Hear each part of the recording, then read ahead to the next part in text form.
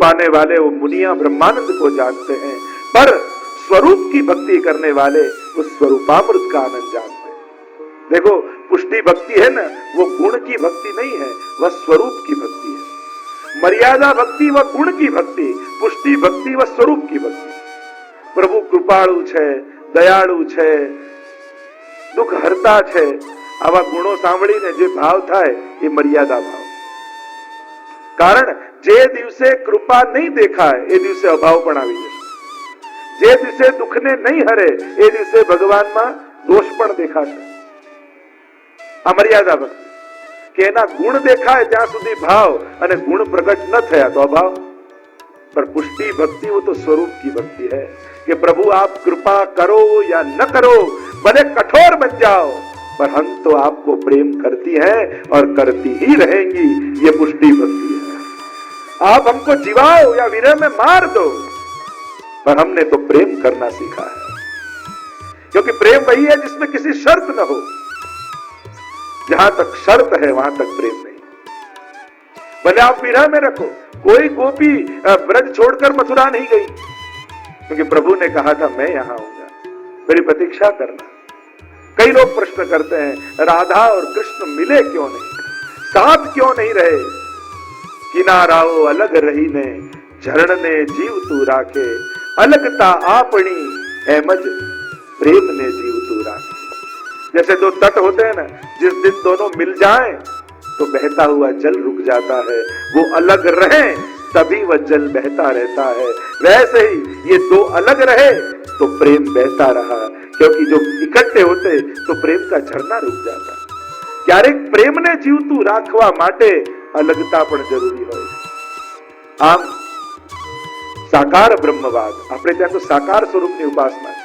મહાપ્રભુજી એ સમયે પણ, કારણ કે એ સમયે યવનોનું શાસન, એ સમય અને બુદ્ધ પરસ્તી તો ગુનાહ કહેવાય। કોઈ મૂર્તિને માનો તો અપરાધ કહેવાતો, પણ એ સમયે પણ મહાપ્રભુજીએ સાકાર બ્રહ્મની ઉપાસના કરી। બહુલાવનનો પ્રસંગ આવે છે ને આપણે ત્યાં, वह बहुला गाय, आप जो व्रज यात्रा करवा गया हशो तो त्या बहुलावनमा महाप्रभुजीना बैठक थी, अरे त्या एक गायનું સ્વરૂપ છે। એ बहुला ગાય એના પૂર્વ ચરિત્રમાં એમ આવતું કે સિંહ એને રોકી અને કહ્યું बहुला ગાય કે હું મારો વાછરડું ભૂખ્યું હશે, પહેલા એને દૂધ પાન કરાવીને હું પાછી આવી। સિંહે કહ્યું કે તારા પર ભરોસો રાખું છું, તું જઈને પાછી આવીશ, આ મારા પર વિશ્વાસ રાખ। અને વાછરડાને દૂધ પાન કરાવીને बहुला ગાય પાછી આવી અને સિંહને એમ થયું અરે આટલી સત્યવાદી, અને સિંહ બીજું કોઈ નહોતું, સ્વયં પ્રભુ હતા। અને ત્યાં સિંહ રૂપે પ્રભુ પ્રગટ થઈ ગયા અને પ્રભુએ આશીર્વાદ આપ્યું કે बहुला તે તારી વાણીની સત્યતા રાખી છે તો તારી પૂજા અનાદિકાલ સુધી અહીંયા થશે। અને ત્યારથી ત્યાં बहुला ગાયની મૂર્તિ હતી, એની પૂજા થતી। પણ યવનોનું શાસન કહ્યું કે બુતપરસ્તી તો ગુનાહ છે, તમે આ ગાયની પૂજા બંધ કરો, નહીં તો તમારું કત્લ કરી દેવામાં આવશે। મહાપ્રભુજી ત્યાં બિરાજતા હતા, કહ્યું કે ગાયને ઘાસ અમે પોતે ખવડાવીશું। એ બાદશાહે એમ ફરમાન કર્યું કે જો તમારે પૂજા કરવી હોય તો એક શરતે કરવા દઉં, તમે ઘાસ આ ગાય આગળ મૂકો અને મારી સામે ગાય ઘાસ ખાય તો હું માનું કે તમારી પૂજા સાચી છે। બધા ચિંતામાં પડી ગયા નગરવાસીઓ, હવે શું આ ગાયની પૂજન થતું બંધ થઈ જશે, बहुला ગાયની હવે સેવા નહીં થાય। મહાપ્રભુજી ત્યાં બિરાજમાન હતા, પારાયણ કરી રહ્યા હતા અને મહાપ્રભુજીએ કહ્યું ચાલો અમે તમારી સાથે આવીએ છીએ અને અમે बहुलाને ઘાસ ખવડાવીશું। કુમળું કુમળું લીલું ઘાસ મહાપ્રભુજીએ લીધું અને ગાયની પૂંછના ભાગમાં મહાપ્રભુજી ઉભા રહ્યા અને ધીમે રહીને બોલ્યા बहुला લે ઘાસ ખા।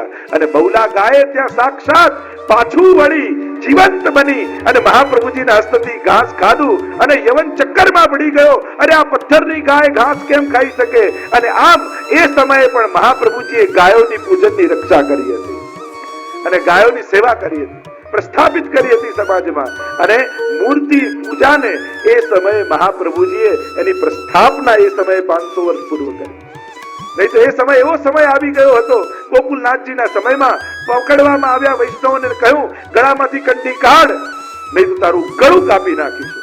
અને એ સમયે પણ વૈષ્ણવનું એવું ગૌરવ કે બોલ્યા કે બાદશાહ ગળું કપાઈ જશે તો કંઠી આપમેળે નીચે પડી જશે, બાકી વૈષ્ણવ થઈને આ હાથે કંઠી અમે નહીં કાઢીએ। આ ગૌરવ સાથે વૈષ્ણવ જીવ્યા છે।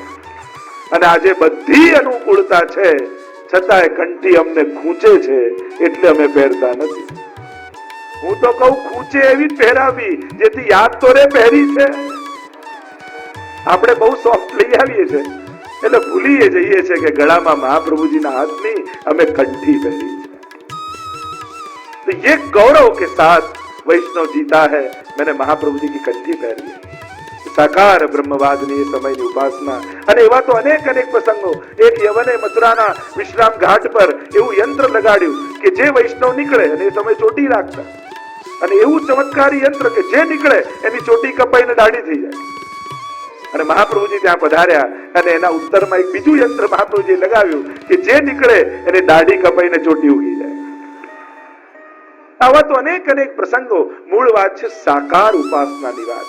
અને વેદાંતિક અર્થોમાં સાકાર બ્રહ્મવાદિક, આપ તો સાકાર બ્રહ્મની ઉપાસનાની સ્થાપના કરવા વાળા શ્રી મહાપ્રભુજી છો.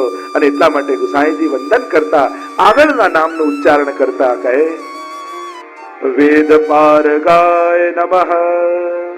વેદ પારગાય નમઃ. સબ બોલે વેદ પારગાય નમઃ. વેદ પારગાય નમઃ. વેદ પારગાય નમઃ. वेद पारगाय नमः. वेद का पार पाने वाले आप हो, वेद का सही अर्थों को जानने वाले आप हो, वेद का तत्व ज्ञान पाने वाले आप हो. વેદ શું કહેવા માંગે છે? કારણ કે વેદ બહુ ગૂઢ છે, એને સમજવો બહુ અઘરો છે.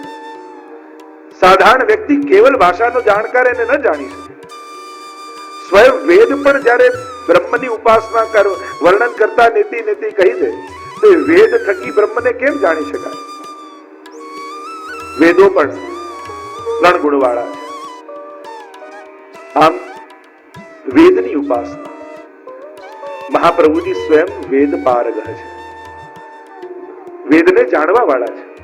આપણે જ્યાં તો વાર્તા પ્રસંગમાં આવે કે પેલું સોનાનું પુતળું કાળનું બનાવેલું પેલા રાજાએ, અને જે બ્રાહ્મણ જાય એની સામે એક આંગળી કરે અને બ્રાહ્મણો ત્યાંથી નીકળી જતા.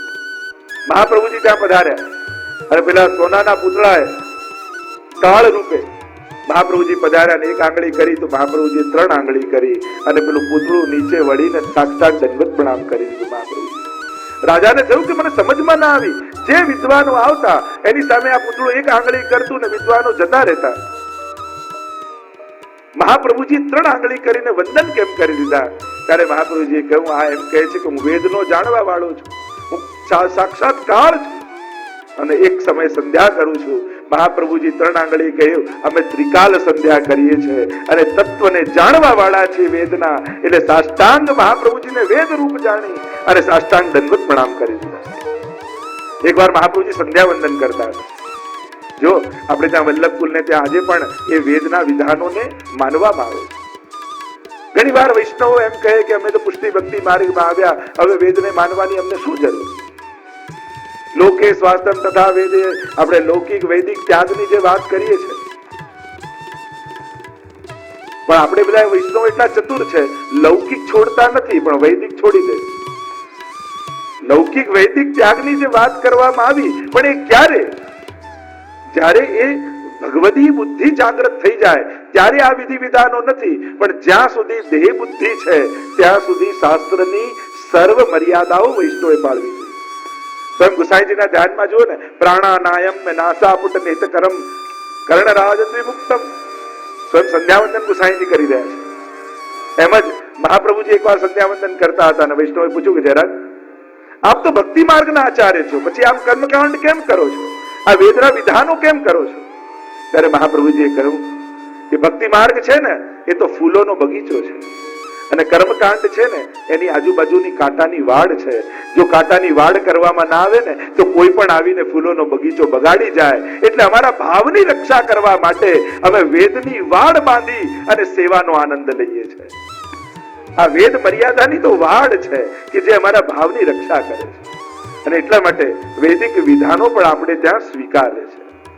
જે રીતે વેદ વિધાનો થતા હોય એ રીતે દરેકે વૈદિક વિધાનો કરવા જોઈએ. મહાપ્રભુ તો વેદ પારગ છે, વેદના જાણવા વાળા છે. અને આપે વેદના ફલરૂપ નિગમ કલ્પ તરોર ગલિતમ ફલમ શુકમુખાદમૃત દ્રવ સંયુતમ પીબત ભાગવતમ રસમાલયમ મુહુરહો રસિકા ભુવિ ભાવુકા. એ જ વેદ, નિગમ એટલે વેદ, એના ઉપર લાગેલું આ ગલિત ફલ એ ભાગવતજી છે. અને મહાપ્રભુજી એ જ ભાગવતજીનું દોહન કરી અને આપણને ભગવત સેવાનો માર્ગ આપ્યો છે, આપણને પુષ્ટિનો માર્ગ આપ્યો છે.